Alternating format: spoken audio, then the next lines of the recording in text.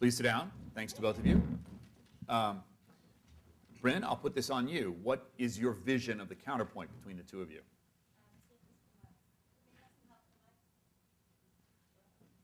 Yep.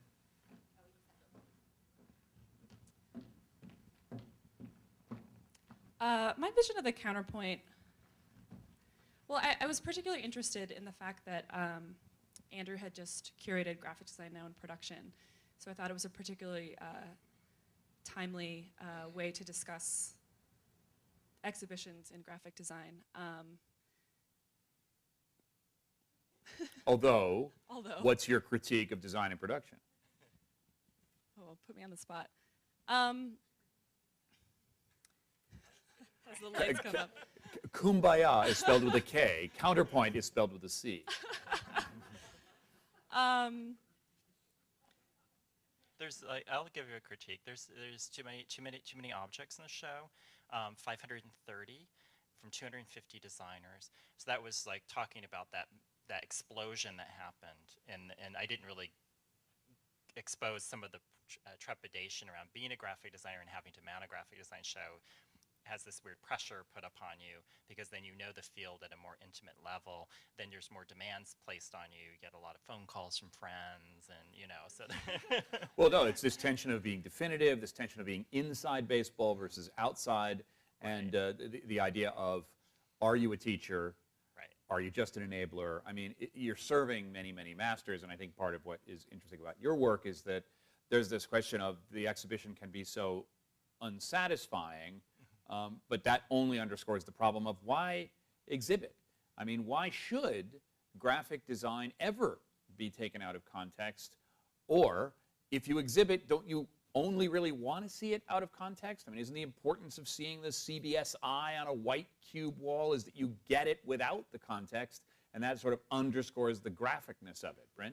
Right, well, I think that does highlight it, but I think, to go back to my criticism, I think there just still is this feeling sometimes, and this is sort of why I went to research this topic, is that when I went to graphic design, now in production last summer, there's still a feeling of you're missing that feeling, and maybe it's aura, maybe it's something else, but that moment where it's different when you see it in the everyday. And sure, you're highlighting it in the museum, but I think graphic design, there are strategies and tools that can be used to sort of to get that feeling in the museum, and when you're just looking at it completely removed from context, I think it's a little harder to do so.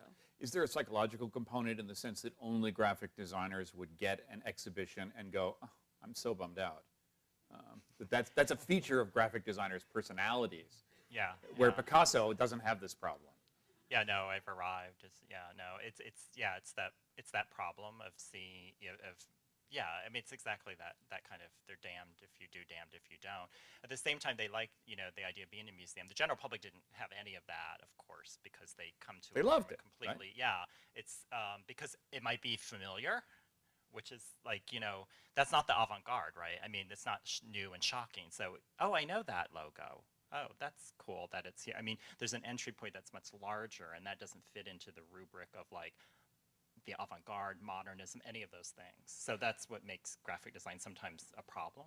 Is this an anxiety that might be related to an experience I have in the media all the time? I mean, in a sense, to use the nomenclature from the media, graphic design is not appointment television. I mean, graphic design is sort of process communication that accompanies a fundamentally different experience. Whereas if you're going to see fine art at the Met, if you're going to see paintings, you're essentially experiencing something that is immersive, that is appointment. You're going to that particular object. Mm-hmm. Whereas the whole reason for graphic design is not to be immersive, to not necessarily completely call attention to itself and take over and hijack the experience of whatever it is that graphic design is doing. So that tension is inherent to any sort of exhibition. Right. Well, it's in service. Well, conventional graphic design is in service to a particular message. So, when you go into a museum, the content of a piece of art is usually determined by the artist, so that you're understanding their message, not somebody else's message. So, there's two layers that have to be kind of untangled. in that. And again, some people will know the familiar things, but there's plenty in the show that was not, that was from the very fringes of graphic design that people, there was like one TED talk that was there, but it was transcribed in this kind of video, you know, the cartooning kind of style that's actually a whole industry now. And so we showed just the first example of that. But people approached it from the general public in the sense of creativity. So when they were engaging, there were a lot of things that you could interact with. So you could make your own poster. And so that designer created the apparatus that would make, they hacked one existing system and then created a computer interface, so that really simple ones that you could make your own poster. And so they were able to do that, and they kind of got it at a real basic level. I don't know if they were even thinking that it was graphic design, but it was about creativity and about making. So it's part of that larger making culture.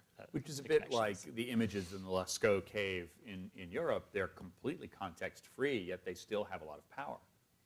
Yeah, and I guess I would just add to that, I think, you know, as the public becomes more and more visually literate, I think we could challenge them more. I think, sure, they can go and they can understand that's a logo out of context, but I think they could also be challenged, and I think, you know, so many times you're in a museum and you hear people say, you know, this isn't art, or this isn't, I don't like this, or I don't understand this exhibition. And I don't know, sometimes I want to hear that about graphic design. I want someone to be confused by it and question it and have to sort of think about it longer than just sort of seeing it and getting it and walking away. I think we could maybe take it further. It'd be great if instead of having people say, that's not art, people would go, that's not a typeface. Exactly. Yeah, there we go. Okay, so before we go then, both of you have expressed a certain anxiety about the explosion of the opportunities for graphic design and the explosion of just sort of graphicness in the various communication platforms that have proliferated really in the last generation. Is it the mission of curators to control that process, to observe that process, to, I don't know, in some ways, nail down the narrative of that process, or do we need to just back away and observe the chaos? Because in some sense, we're really at a beginning moment for where all of these platforms are going to land in terms of graphics. They're not all going to land the way typefaces did in the sort of Gutenberg era. Andrew, and then Bryn. Yeah, I mean, you're a reporter in a way. You're kind of surveying the field, and then you're trying to pick out the clearest examples or the best examples to show. But I was going to add on to the last point about the logo things. How we presented logos in the show that I just did was that we asked a website that's called Brand New that is created out of, like, every company now has a press release. They make a big deal out of that, and so they take all of this information, they put it back out there, and they ask people what their comments are, and they do a kind of before and after kind of a makeover thing, like old logo, new logo, and that's what we showed. And so people were sometimes confused because it was sort of like, well, is that logo the best logo in the last 10 years? Well, no, but it was there because we asked somebody to curate the section to talk about the phenomenon and how social media and online media are changing the nature of corporate identity. So on the one hand, they played the game because we allowed them to vote using chips, you know, real analog thing, like, do I like this one or do I like that one? So there was some kind of feedback to it, but it was really about the whole notion that how identity is transformed now because of Twitter and because of the instantaneous feedback that a company gets can change the whole direction of a design identity really, really quickly, like over a weekend. And we're really in the beginning of how graphics can amplify that process or get in the way of that process, right. Bryn? Yeah, I mean, I think we sort of have to watch and see where it goes. I think where I'm at now is that I'd like to see, as a designer myself, I'd like to see designers sort of a little more, as Andrew discussed, you know, self-critical and sort of be more involved in that process and sort of be active in that. Is Bourne's exhibit that you describe in your talk and in your work and your thesis, is that repurposed material in that exhibition, or is that made exclusively for that exhibition? Does it have no context outside of that realization of a book? Well, I believe the projects themselves existed. You know, there's like postage stamps and identity materials and other things, but then, yeah, the book and the walls were created for that exhibition. And then they've also gone on, there was actually a piece, one of the walls was in graphic design now in production. So they've sort of gone on to have lives after that in other exhibitions. But yeah, a lot of the work in the show did have a context, but then it was sort of recontextualized in this way by putting it into the book pages and onto the wall.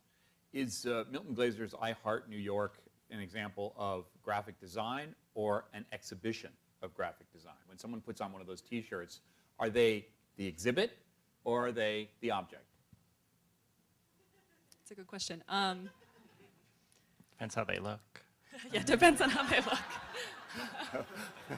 Spoken like a true curator. Oh, yes. Yeah, I guess now it depends. Maybe I can get them on the map, but yeah, I mean maybe they are an exhibition of graphic design. Maybe we can expand it that far. Well, it's certainly something that occurred to me out of your idea of the map, and I think it's terrific. Bryn and Andrew, thank you so much.